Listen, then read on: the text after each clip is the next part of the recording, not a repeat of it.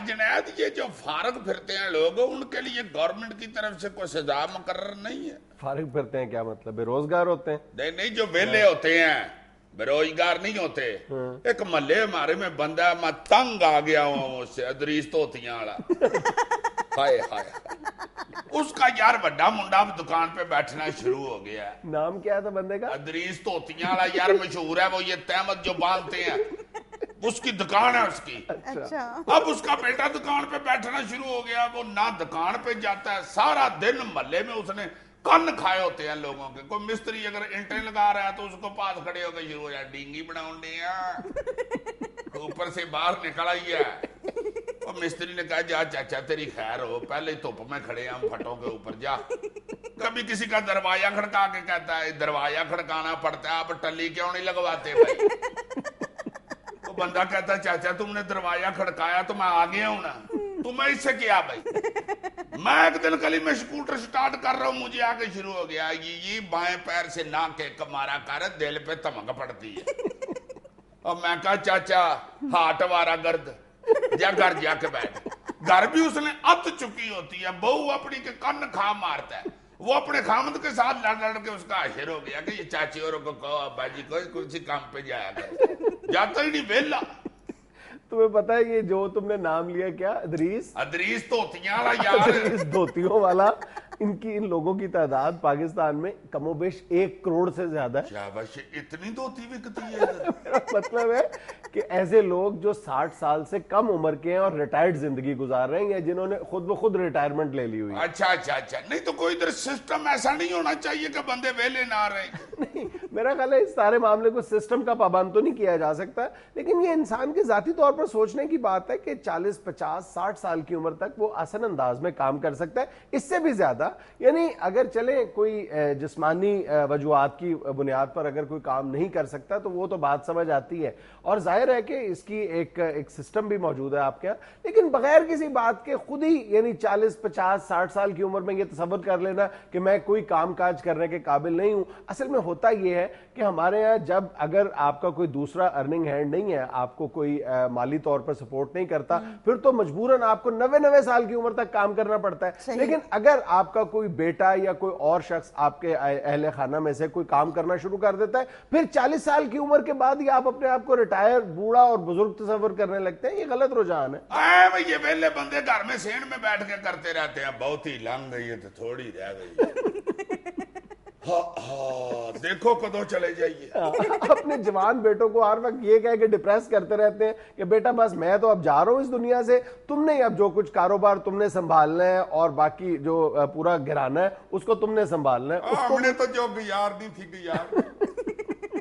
मेरा ख्याल है कि ये जिंदगी गुजारने का भी कोई मस्बत अंदाज नहीं है और ना ये सोच का कोई पॉजिटिव अंदाज। इस तरह के वेले बंदे इतना सख्त डिप्रेस करते हैं, अपने पोतरे के पीछे मोटरसाइकिल पर बैठे हुए इतनी इतनी खतरनाक बात करते हैं ना, हाय हाय हाय हाय।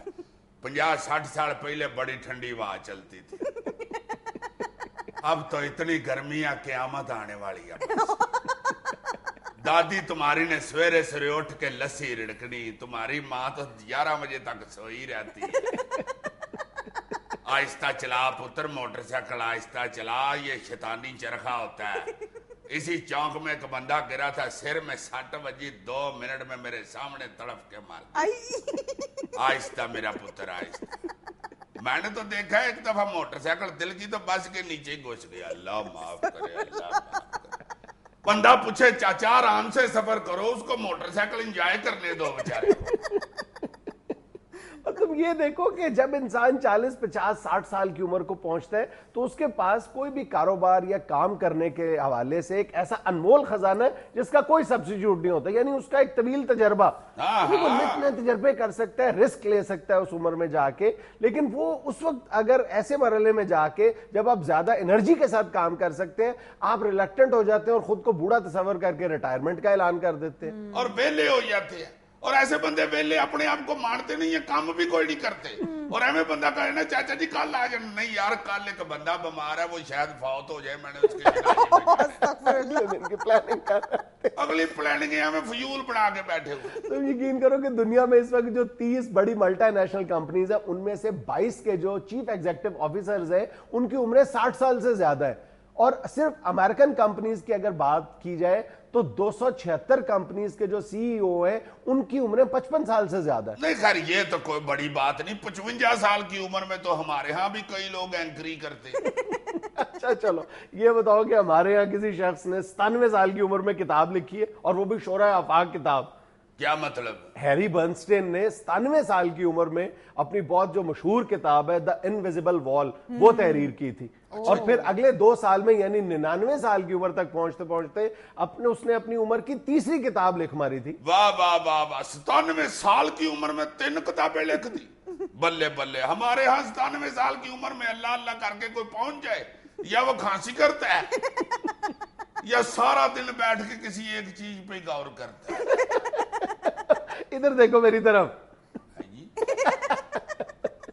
तुम्हें एक और दिलचस्प बात बताता हूं, जो एसीए का रिकॉर्ड नंबरों के साथ एग्जाम पास किया था वो जेम्स फिशर नामी शख्स ने किया था। पता उस वक्त उसकी उम्र कितनी थी? कितनी? 100 साल। शाबाश, 100 साल की उम्र में जाकर इम्तिहान पास की, तो नौकरी उसने अगले जान जाके करनी थी। वैसे सर आप अजीजी साहब को क्या इंप्रेस करने की कोशिश कर रहे हैं? मैंने 12 साल की उम्र में मैट्रिक किया था, 15 साल की उम्र में मैंने एफए किया था, और मेरा ख्याल है 13.5 साल की उम्र में बीए भी कर लिया था। बातों में ग्रेजुएट हो गया ये। ऐसे ही होता है, और बंदा विशाल जाया करने बैठ जाए।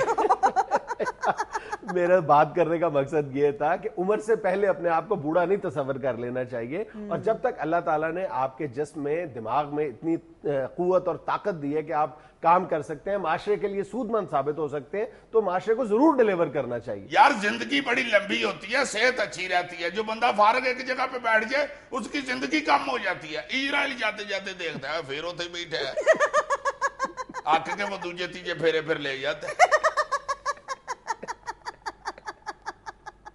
मियां वक्त होता एक छोटे से वक्फे का, हमारे साथ रहिएगा।